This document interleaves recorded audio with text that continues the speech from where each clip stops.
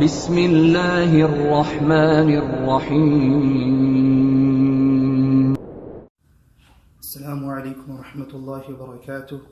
الحمد لله رب العالمين والصلاة والسلام على رسوله الكريم وبعد. فقد قال الله تعالى في القرآن المجيد والفرقان الحميد بعد أعوذ بالله من الشيطان الرجيم بسم الله الرحمن الرحيم.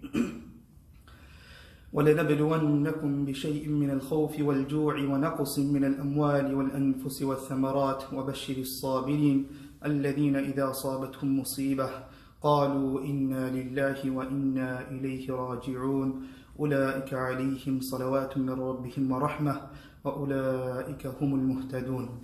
صدق الله العظيم. رب اشرح لي صدري ويسر لي أمري واحلل عقدة من لساني يفقه قولي. Allah the Almighty in the Quran, He has stated, وَلَنَبْلُوَنَّكُمْ بِشَيْءٍ مِّنَ الْخَوْفِ وَالْجُوعِ وَنَقْصٍ مِّنَ الْأَمْوَالِ وَالْأَنفُسِ وَالثَّمَرَاتِ, that we shall most certainly test you, put you to trial, make you face hardship, مِّنَ الْخَوْفِ, through fear, وَالْجُوعِ, and hunger, وَنَقْصٍ مِّنَ الْأَمْوَالِ, and by taking away wealth, وَالْأَنفُسِ, and lives, وَالثَّمَرَاتِ, and provisions, foods, fruit, وَبَشِّرِ الصَّابِرِينَ, and give the glad tidings of to the patient ones. الَّذِينَ إِذَا صَابَتْهُمْ مُصِيبَةٌ, those who, when afflicted by a calamity, who claim, who say, إِنَّا لِلَّهِ وَإِنَّا إِلَيْهِ راجعون, that indeed to Allah we belong and to Him we shall return. Now, facing calamities and hardship is a part and parcel of life. And it is something that we cannot avoid, something we cannot get away from, something we cannot escape from. And what we need to understand is that the more beloved we are to Allah, the harder the hardship, and the more difficult is that test and that trial. For many of us, it will be financial loss. For others, it will be the loss of a loved one, beloved one. For others, it will be marital issues. For others, it will be an illness, a lack of good health. So it comes in many stages, in many different forms, and everyone understands their own test and their own trial to be the greatest test for themselves. And Allah gives it accordingly, as He says, لا يكلف الله نفسا إلا وسعها, that Allah does not burden a soul more than it can bear. Now, when we contemplate and we think about these trials and these tests, we come to understand and we come to know that we can take a number of benefits from them. And inshallah, in the coming weeks, we'll go through some of these benefits that we can derive from these tests and these trials and tribulations that we go through. As we all know, we're going through one test at the moment, with this virus being a pandemic in the whole world, and we're all being affected by it. And the biggest test perhaps in our life at the moment perhaps would be that we are being stopped from coming to the masjid, to attend the house of Allah. So the scholars, they explain that the number one lesson and fa'idah, benefit that we take from these tests which come in our lives, is that we are able to recognize and appreciate the lordship and the power of Allah. We're able to understand and acknowledge the lordship of Allah. Now let's put this into perspective. We have most certainly gone through a period of our life in which we did not face this trial. We did not face this difficulty. And yet today we are facing it. And perhaps in the future we won't be facing it. So it's only through Allah's infinite wisdom, Allah's infinite mercy, that He has put this in place. He is making us go through these trials and tribulations. So when we look and ponder over the life of Musa alayhi salam, we can take a better lesson from it. We see that Musa alayhi salam, he is being called for assistance by one of the Banu Israel against a soldier of Fir'aun. So Musa alayhi salam comes and he gives him one slap. فَوَكَزَهُ مُوسَى فَقَضَى عَلَيْهِ. One slap and that's it. He finished this person off. He did not realize his own strength. So Musa alayhi salam, now he has killed a person. Now there's a warrant over his head for the arrest of Musa alayhi salam. You could imagine the fear, the anxiety, the frustration going through his head. When Allah speaks about it in the Quran, He says that Musa alayhi salam, he spent the morning in fear. And now the fear has become so great that a person comes to him and he says that the ministers of Fir'aun are planning and plotting to get you. Leave Misr, leave Egypt immediately. So Musa alayhi salam, as the Prophet ﷺ had done, he had left his homeland and he is migrating. And he is traveling. And he is traveling by foot and he ends up in Madian.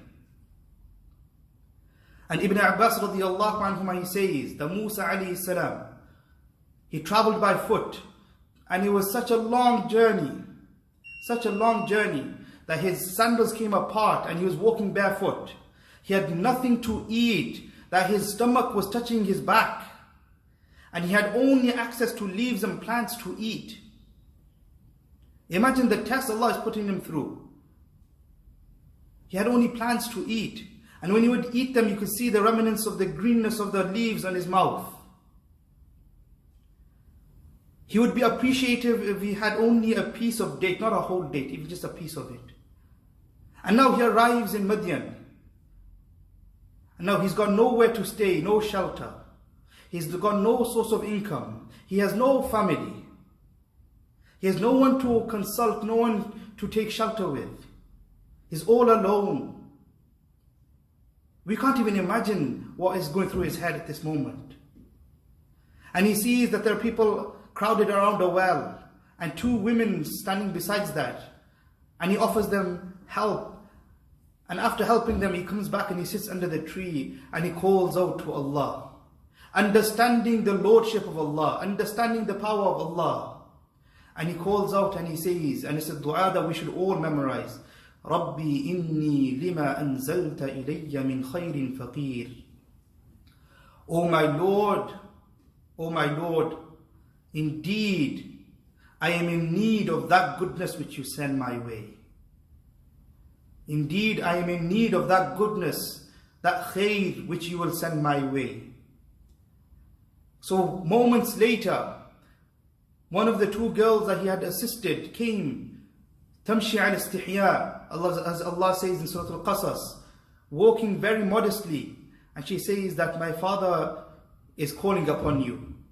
My father is requesting that you go and see him. So Musa alayhi salam, he travels with this lady and he attends her house and he speaks to her father.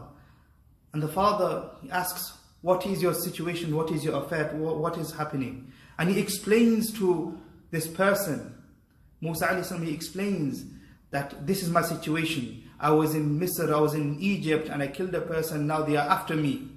I have fled, I've got nothing to me. So the family, the daughter and the father decided that we shall employ you. We will give you a job. And not only that, the father, he says, I shall marry you to one of my daughters. I shall marry you to one of my daughters. And your dowry for her will be that you will be in my employment for 8 to 10 years. For 8 to 10 years. And after that, you're free to go. You will have completed your dowry by then. So could you imagine now? Musa alayhi salam, he's left everything and he's come here. He had nothing to his name, and because of this one dua that he recited, Rabbi inni lima anzalta ilayya min khayrin faqir. Oh my Lord, indeed I am in need of that goodness which you send my way. Now he's been given a stable form of income. He has a stable flow of income now. He has a job. He has a family. He has a place to stay. He's not in fear anymore.